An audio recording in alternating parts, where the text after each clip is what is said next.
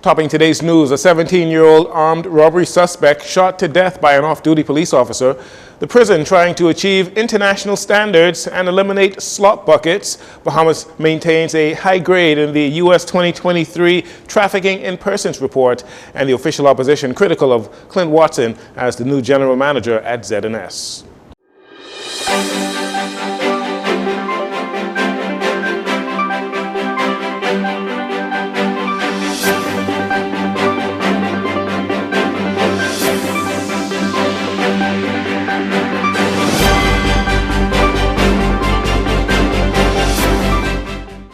Good evening, Bahamas. I'm Jcn Saunders. This is your JCN Evening News. It's a pleasure to have you join us. A 17-year-old juvenile male of Camp Road was shot and killed by police late last night while allegedly attempting to rob a business establishment. Police Press Liaison Officer Chief Superintendent Chrislyn Skippings, in her morning report, says the teen, who was armed with a firearm along with another male, entered a business establishment on DeVoe Street and East Bay Street. That's just in the area of Dowdswell Street, between Dowdswell Street. It was shortly before 10 p.m. and he demanded cash. An off-duty officer who was a patron inside the establishment at the time identified himself as a police officer and was immediately fired upon by the suspect, which resulted in an exchange of gunshots and the suspect being shot and his firearm confiscated. The suspect was transported to the Princess Margaret Hospital via emergency medical services, but he succumbed to his injuries shortly after 11 p.m. Police are aggressively searching for the second male involved in that armed robbery attempt. Investigations continue. The Bahamas Department of Correctional Services is getting closer to accreditation from the American Correctional Association. The accreditation process will allow the institution to operate as a fully functional correctional facility based on international standards and practices. Acting Commissioner of Corrections Don Clare says the government is continuing the process in phases as it will cost almost $2 million to complete. So, for example, we just opened up a new juvenile facility that they said to us can be accredited. The female correctional facility, we have to do some minor works to it, and they said that can be accredited. Now, our biggest challenge now, well, we know maximum security prison cannot be accredited. So our challenge now is the remand center. We have just remodeled the entire top floor at almost $300,000. We are now approaching the bottom floor now. But our biggest challenge now is this, is that we now have to replace all of the toilets in the remand center, which requires us digging up the floors and cutting the walls. This will cost us, according to our best estimation, because we had three master plumbers because of there already, and they say it's $1.8 million. Other problems include the inmates eating in their cells near the slot buckets and the mandatory addition of surveillance systems, which Commissioner Clare says must be done to become accredited. He says all of these things have been implemented as inmates now travel to the newly built dining hall 3 times a day for meals.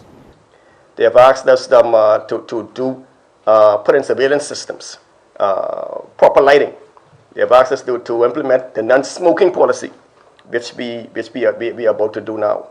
They have asked us to put in quite a number of policies and procedures, which we have done already. So it's a long process. And this morning, right in my conference room, we have 44 officers right now who is now doing the mandatory mental health training. So even that is a part of the process.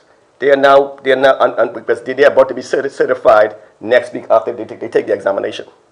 Commissioner Clare says the department is hoping to call the American Correctional Association back sometime in December for a second assessment to determine what else will need to be done.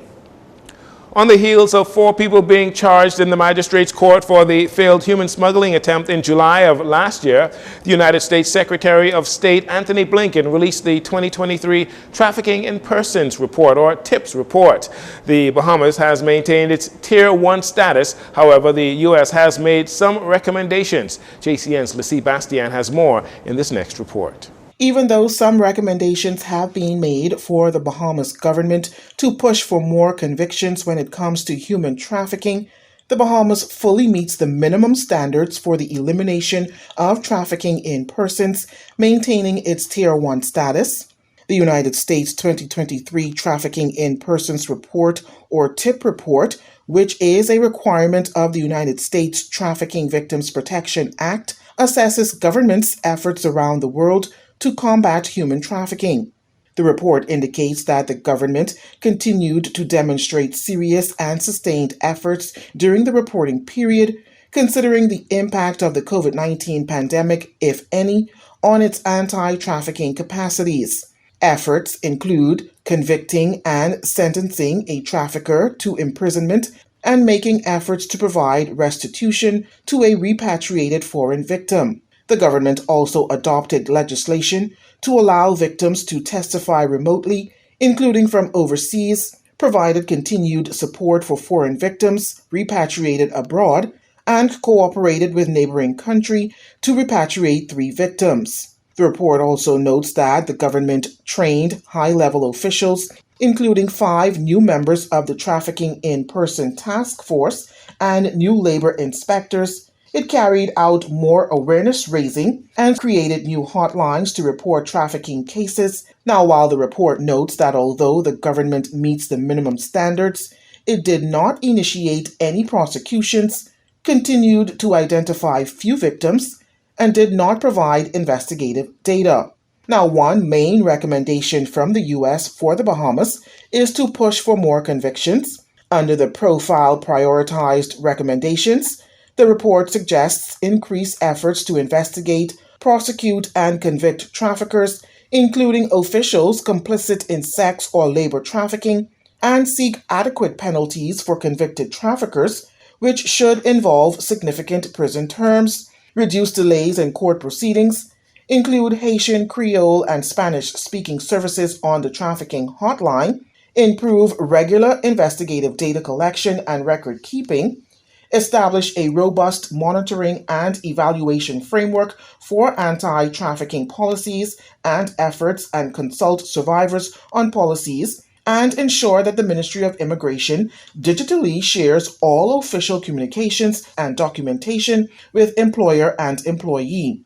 Other recommendations the U.S. urges the Bahamas government to do are to provide a dedicated shelter for trafficking victims, include representatives of LGBTQI+ groups, Haitian and stateless persons, and also foreign diplomatic missions as appropriate in discussions with the National Trafficking in Persons Interministerial Committee. For Jcn News, I'm Lissy Bastian. Thanks for that report, Lissy. On Thursday, Press Secretary in the Office of the Prime Minister, Clint Watson, completed one last Office of the Prime Minister weekly press briefing before moving into his new post as General Manager at the Broadcasting Corporation of the Bahamas, ZNS, today. As Press Secretary, Mr. Watson was tasked with revitalizing the way the press gets information from the ministers and leaders of government departments, and he believes he has done just that. I came here with a set time frame. I came here with goals that we wanted to do. We wanted to implement a standard press conference on a regular basis so people have access to what was going on in government. This is a living testimony that was able to happen. On Tuesdays, we have cabinet briefing, which stopped reporters from having to be outside and hustle for an interview. They can be comfortable and make their requests, have ministers come. That's worked successfully. We wanted to make sure that interviews at events, we were able to have access to the Prime Minister. Reporters can say that they've been able to get access to ministers and prime ministers. So I think what I set out to achieve, we were able to achieve. The biggest thing was establishing a press office in the office of the Prime Minister, because that never existed. We've done that. It's staffed with some of the most talented professionals I know in the sector and industry, and so I know I'm leaving it in good hands because they can carry it on. We have an established office that's there to cater to media needs, take their phone calls throughout the week, throughout the day, get interviews for them, get responses for them, organize events for them. I think we did it. He says he was an unpaid ZNS consultant for 11 months, and the board of directors asked him to join the team full-time because of his creative mind and the impact that he's had on the country in recent years. In his new position at ZNS, Mr. Watson says he has major plans and is excited to bring a sense of newness to the network. It's in the right direction, and so what I want to do is accelerate where it's trying to get to its goal. We want to do a lot more as far as news programming, a lot more as far as television programming, entertainment, a lot more with radio entertainment. And so there are a number of things together with the team that we want to do to ensure that ZNS and the Broadcasting Corporation is the choice for entertainment and news and information, and not just an option, but it is people's first choice. I believe that the talented staff there are capable of us being able to accelerate the path and accelerate the pace. I believe that there is the will to do it, and so I think with the leadership that I hope to provide, we'll get there quickly, and Bahamians will have something that they're even more proud of. People talk about the glory days. Glory days are good, but glory days kind of refer to going back. We don't want to go back, we want to go forward. Director of Communications in the Office of the Prime Minister, Latrey Ramming, with tears in his eyes, expressed his heartfelt gratitude to Mr. Watson for being a great co-worker and a friend. On countless days, Clint has been more than a press secretary to the Bahamian people. He has helped them with their NIB concerns and getting a meeting with the PM or minister. But he has been an advocate, not only beyond the headlines for Bahamians, but in this role as well. I know that I've been asked the question whether or not I'll miss him. Well, certainly, not only as a colleague, but as a friend. I believe that ZNS will be in a better place.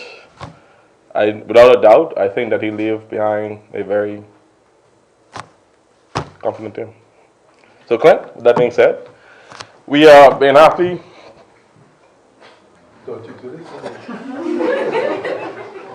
Have you at OPM, and we wish you well.